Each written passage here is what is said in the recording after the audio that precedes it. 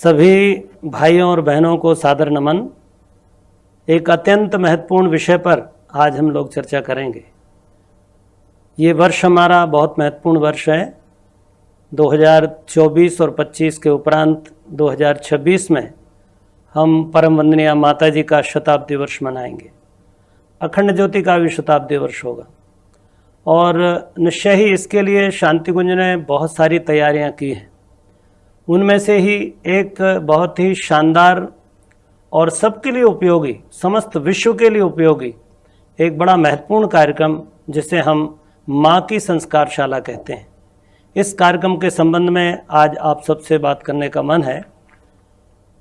प्यारे भाइयों बहनों, हमारी संस्कृति में और विशेष तौर से भारतीय शिक्षण में हमारे यहाँ एक विषय आया है कि जो प्रथम शिक्षा का क्रम है वो मातृमुखेन शिक्षा है। अर्थात बच्चे की जो प्रथम शिक्षा का शुभारंभ है वो माँ के मुख से होता है। और हमारे यहाँ ये भी कहा जाता है कि मातृदेवो भव, माँ को सबसे बड़ा गुरु बताया है। सबसे बड़े गुरु हमारी माँ है। वो आचार्यों से, उपाध्यायों से और पिता से भी श्रेष्ठ मानी जाती है, क्योंकि माँ के आंचल में रहते रहते ही बालक जीवन के बहुत सारे महत्वपूर्ण आयामों को सीख लेता है। हमारे शास्त्रों में इस संबंध में अनेक उल्लेख आए हैं। कहा है गुरुणामेव सर्वेषां माता गुरुतरा स्मृता।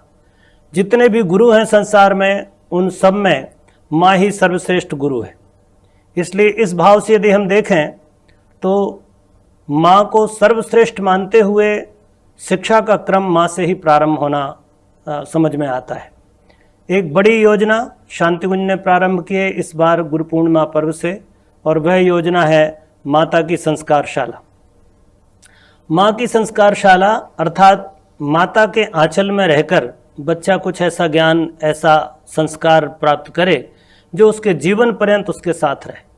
इसलिए माँ की संस्कारशाला में हम यूँ भी कह सकते हैं, इस तरह भी सोच सकते हैं कि इसकी उपयोगिता पर विचार करें तो यह भी विचार ध्यान में आता है कि दोस्तों इन दिनों सारी दुनिया में सच्चे और अच्छे मनुष्यों का अभाव है और सच्चे और अच्छे मनुष्यों का निर्माण माँ ही कर सकती है।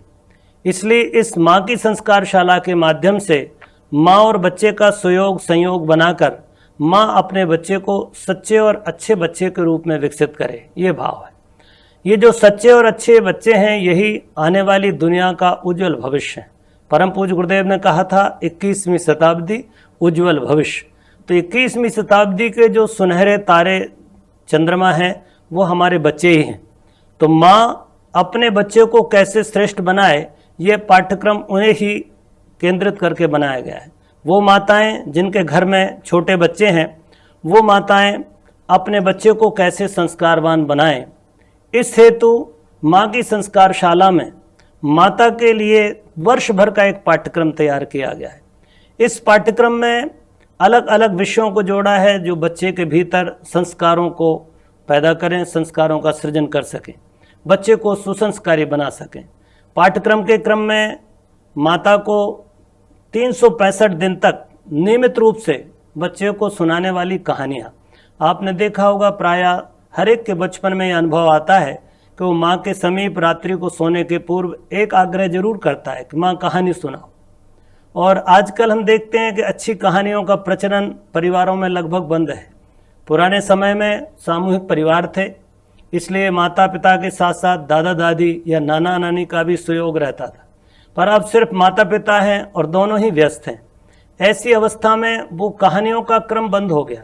जिन कहानियों के माध्यम से बच्चे के भीतर पता नहीं चुपचाप धीरे धीरे हम अनेक दिव्य गुणों का विकास कर देते थे, वो कहानियाँ आजकल सुनाने का क्रम बंद हो गया है। तो माता को यहाँ से शांति कुंज से 365 कहानियाँ जो बच्चे को सुनाई जा सकें सोते समय, ऐसी कहानियों का संग्रह किया गया है। परम पूज्य गुरुदेव ने अपनी लेखनी से अनेक महापुरुषों के बचपन के प्रसंग, महापुरुषों की कहानियाँ और बहुत सारे महत्वपूर्ण मानवीय गुणों को केंद्र में रखते हुए कहानियों का सृजन किया है। शांति कुंज का यह समृद्ध साहित्य, उसी साहित्य के भंडार से कुछ मोती चुनकर 365 दिन की कहानियाँ तैयार की गई। ये पाठ्यक्रम होगा साप्ताहिक, अर्थात हम माँ को एक सप्ताह की कहानी एडवांस में भेजेंगे। यहाँ से आपको सॉफ्ट कॉपी के रूप में, हार्ड कॉपी के रूप में आपके व्हाट्सएप ग्रुप पर, वेबसाइट के माध्यम से, फेसबुक के माध्यम से और भी अन्य जो सोशल मीडिया के प्लेटफॉर्म्स हैं उनके माध्यम से आप तक कहानियाँ पहुँचाएंगे। तो सोने के पूर्व सुनाई जाने वाली 365 कहानियाँ। दूसरा इसमें विषय है मानवीय मूल्य। मानवीय मूल्य, बच्चे के भीतर मानवीय गुणों का विकास कैसे हो, तो प्रति सप्ताह एक मानवीय गुण का विकास किया जाए। इस हेतु 52 मानवीय गुणों को इसके साथ जोड़ा गया है। प्रति सप्ताह एक मानवीय मूल्य माता तक पहुंचाया जाएगा। जैसे कल्पना करिए या अनुमान करिए कि दया मानवीय गुण है। इस दया पर इस सप्ताह अगर आपको बात करनी है तो दया को बच्चे के भीतर कैसे विकसित करें, वो कौन कौन सी संभावनाएं हैं, वो कौन कौन सी परिस्थितियां हैं जो हम बच्चे के समक्ष प्रस्तुत करें तो बच्चे के भीतर दया का भाव विकसित हो सके। तो दया से संबंधित उसके अभ्यास के बिंदु, उसी के साथ साथ और साथ ही साथ 7 दिन में उसी दया से संबंधित 7 कहानियाँ जो दया के मूल्य को बच्चे के भीतर गहराई से प्रतिष्ठित कर दें, तो ऐसी 7 कहानियाँ भी उसी के साथ भेजी जाएंगी। तो इससे होगा ये कि माँ अपने बच्चे को एक सप्ताह तक दया के संबंध में, इस मूल्य के, इस गुण के विकास के संबंध में प्रयास करती रहेगी और उसी से संबंधित कहानी भी सुनाती चलेगी। तो इस तरह से मानवीय मूल्य की बात हो जाती है। इसके साथ ही जो अगला क्रम है वो है हमारे भारतीय संस्कृति के, हमारे धर्म के, सनातन धर्म के मूल ग्रंथ हमारे वेद। वेदों से लगभग आज हमारा अपरिचय सा हो गया है। यही कारण है कि हम लोग ये नहीं देख पाते कि हमारी इतनी बड़ी संपदा कहाँ रखी है, हमारा उससे परिचय भी नहीं हो पाता, हमारे बच्चे उनके नाम तक नहीं जानते। इसलिए इसके साथ ये भी जोड़ा है कि प्रतिदिन एक वेद वाक्य, छोटा सा वेद वाक्य, एक मुश्किल से 2 या 3 शब्द का, परम पूज्य गुरुदेव ने मथुरा से ऐसे वेद वाक्यों को प्रकाशित किया था जो 365 दिन आपके स्वाध्याय के लिए उपयोगी थे। तो ऐसे 365 वेद वाक्य भी इस पाठ्यक्रम के माध्यम से माता तक भेजे जाएंगे। हर सप्ताह 7 वेद वाक्य भी भेजे जाएंगे। उन वेद वाक्यों का भावार्थ होगा और भावार्थ के साथ में उसका जो व्यवहारिक अर्थ है वो भी उसके साथ, बच्चे को क्या बताया जाना है वो भी भेजा जाएगा। तो वेद वाक्य संस्कृत में, उसका भावार्थ और उसका व्यवहारिक अर्थ, ये तीनों चीज़ें उसके साथ प्रेषित की जाएंगी। तो सप्ताह के 7 वेद वाक्य इसके साथ भेजे जाएंगे। इसके साथ ही जो चौथी बात है, महत्वपूर्ण बात है, वो बच्चों के लालन पालन पोषण में बहुत सारी समस्याएं माताएं और अभिभावक अनुभव करते हैं।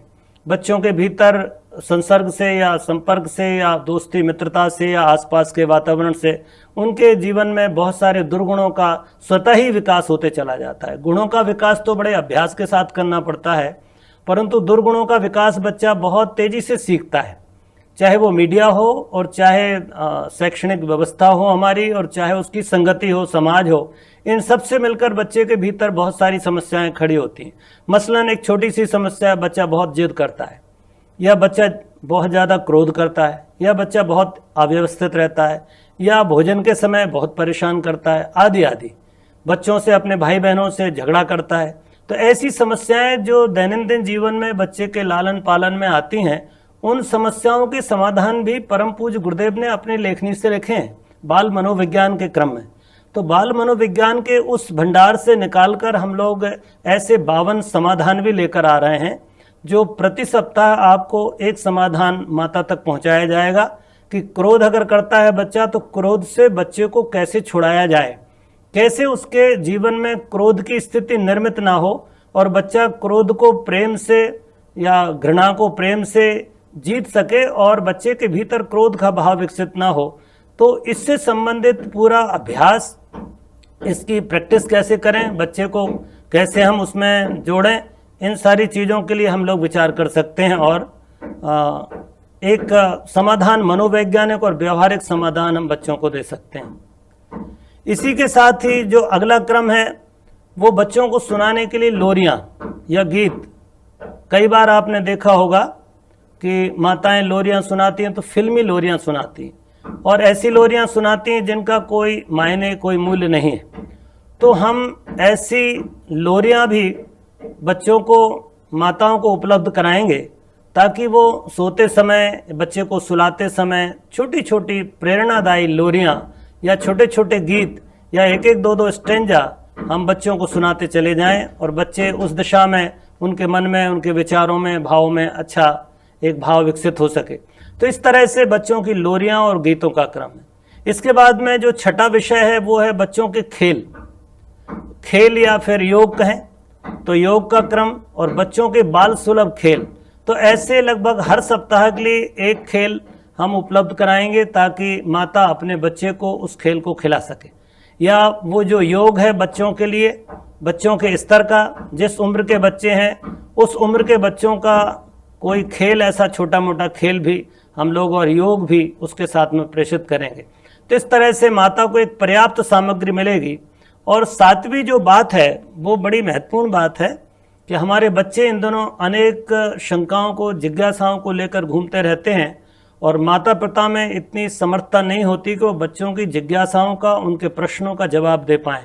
प्रायः उनको डांट दिया जाता है या उस बात को टाल दिया जाता है और कह दिया जाता है तुम बच्चे हो, तुम क्या जानोगे, अभी से फालतू बात मत करो। और बच्चे चुप हो जाते हैं, परंतु उनके मन के जो जिज्ञासाएं हैं या जो प्रश्न हैं वो खड़े ही रहते हैं। तो बच्चों के जीवन में कैसे हम अपनी संस्कृति संबंधी अनेक विषयों पर, जिन पर बच्चों के भीतर जिज्ञासा उठती है, उन जिज्ञासाओं के पिता पुत्र या पिता पुत्री के संवाद के रूप में उनको भी उपलब्ध कराएंगे। ये हमारे ऑडियो वीडियो हो सकते हैं, इनके माध्यम से हम वर्ष भर आपको नए नए विषयों पर इस तरह के समाधान प्रस्तुत करते रहेंगे। तो इस तरह से हम देखते हैं कि हमारी बाल संस्कार शाला के माध्यम से बच्चों को सच्चा और अच्छा बनाने के लिए, बच्चों के नैतिक, बौद्धिक, सामाजिक, मानसिक, आध्यात्मिक विकास के लिए अनेक सारी, ढेर सारी योजनाएं हम इनके माध्यम से कर सकते हैं। तो ये जो अलग अलग विषय हैं, जो 7 विषय हमने आपसे निवेदन किए, इन 7 विषयों पर माता को ही तैयारी करनी है। माँ पाठ्यक्रम को अच्छे से पढ़े। हम ये पाठ्यक्रम प्रति शुक्रवार आपको भेजेंगे। शुक्रवार के दिन जो पाठ्यक्रम आपको मिलेगा, आप उस पाठ्यक्रम का अध्ययन करें। आप चाहें तो उसकी हार्ड कॉपी निकाल लें और उसको अच्छे से अध्ययन करने के बाद में कहानी को ठीक से समझकर बच्चों को सुनाएं। जो अलग अलग मूल्य हैं, उन मूल्यों के अभ्यास को भी स्वयं अभ्यास में लाएं और बच्चों से भी अभ्यास कराएं। क्योंकि यदि आप उस गुण को या उस मूल्य को आप नहीं अपना रहे हैं और मात्र कहने सुनने तक बात रहेगी, तो बच्चा आपकी बात को मानने या उसके भीतर उस दैवी गुण का विकास होना मुश्किल हो जाएगा।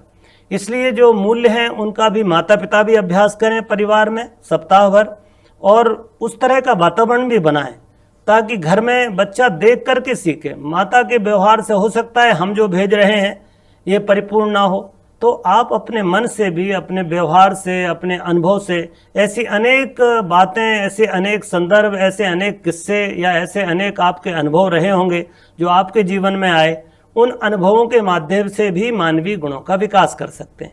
तो इस तरह से हर एक चीज़ के लिए जो यहाँ से हम मैटर भेजें उसको आप अच्छे से अध्ययन करें और कोशिश करें कि जब तक आपका ये क्रम चल रहा है, ये पाठ्यक्रम, आप जब तक बच्चे को सुना रहे हैं या जब तक आप अपने वातावरण को बना रहे हैं, तो आप अपने घर में भी एक सांस्कृतिक वातावरण को विकसित करें। परिवार की दिनचर्या, आपस में हमारे रिश्ते और संबंध, हमारे क्रियाकलाप, हमारे सोचने का ढंग, हमारे जीवन पद्धति, सब में थोड़ा सा सुधार लाने की आवश्यकता होगी।